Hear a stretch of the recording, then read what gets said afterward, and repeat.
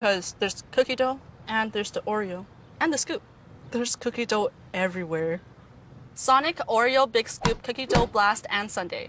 I'm actually really impressed by this. I have been having a lovely conversation with Jasmine Rapon. She is with Hospice of Chattanooga. Good to see you. Good to see you. Officially on camera, but you are educating me. Coming up soon, folks have a chance to go on your Facebook page or your YouTube channel and watch a film that y'all have put together. But you were sharing a bit of the history of hospice with me.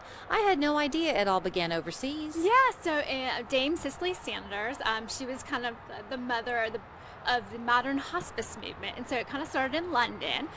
So we have kind of just put together a film that will showcase the origins of hospice to the impact here in the Southeast. It's always amazed me how when you come on, Susan Day comes, so many of your other great staff, and you come talking about hospice care with a smile on your face, but it's because what I have experienced, the people within your organization, it's a calling for them, Jasmine. It really is. It really is, and it's my job. I'm so privileged to go and meet families who have used our hospice services, our grief services, and how amazing and how thankful they are, and that we were there to hold their hand. Well, and because people don't want to get it wrong. You know, you're one of the desperate feelings you have when you know you're going to lose someone is wanting to make sure that you do everything you can to hold on to the minutes you have, and that's what you provide. Yeah, and we want to take that pressure off the family and really allow them to spend those last moments with their loved one and make those memories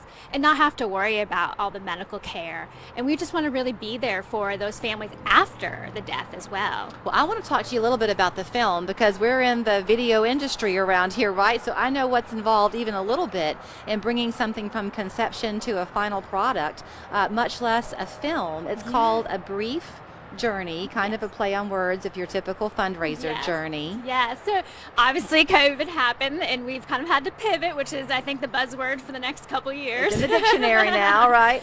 So, normally we'd have, 500 guests come together and we'd really have a fun event at the convention center. This year we decided to pause just because we weren't, we just wanted to be safe.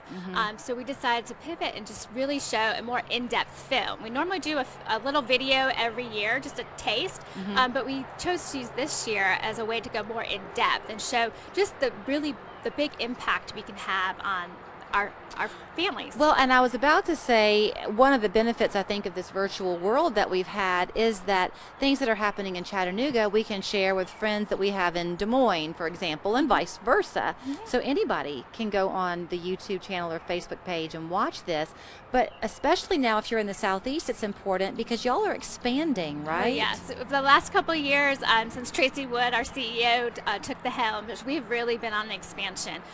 With everyone turning, there's a big amount of people turning 65, so it's called the Silver Wave, and we just want to be there and really educate the community about hospice care and our grief services, but also just to let them know that it's not a scary thing. It really does have a big impact. Susan Day so often is the one to come here when she'll talk about the grief services, but one of the things that she always emphasizes is that there's no time limit on how you grieve and when you grieve. Have you seen an increase in need this year with COVID? I mean, it must have been such a trying time. It's been incredible. Our grief services increased about 30%, and we've had we put all of our grief support groups online, and we've actually had folks from Michigan, Minnesota, and Colorado join them. So we really feel like that's been an added service, not only for our area, but really for the nation to be able to tap into that. And like you said, grief, it comes in waves, and everybody's grief story is much, much different. I've always said that grief's a little bit like glitter. You can try to clean it up, but you're going to find it everywhere. That's a very good analogy. So also in terms of the support groups that you have and accessing your services, I hear often that people wait too late. That's the one thing they say. Yeah, so the hospice benefit really is for the last 6 months of your life. But we've had patients that have been on service for over 2 years.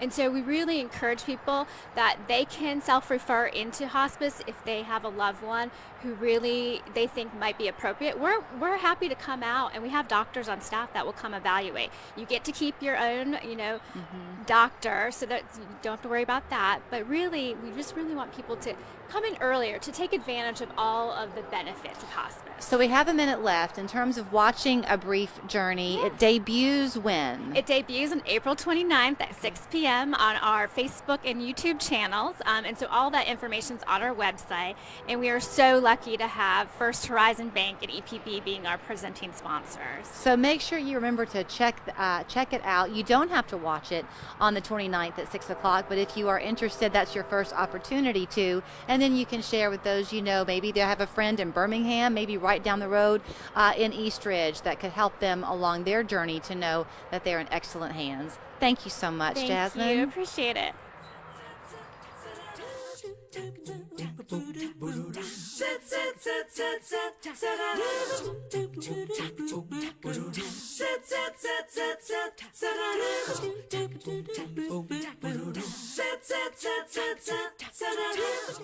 James, your car was pulling to the right, and you came to budge your brake seeking a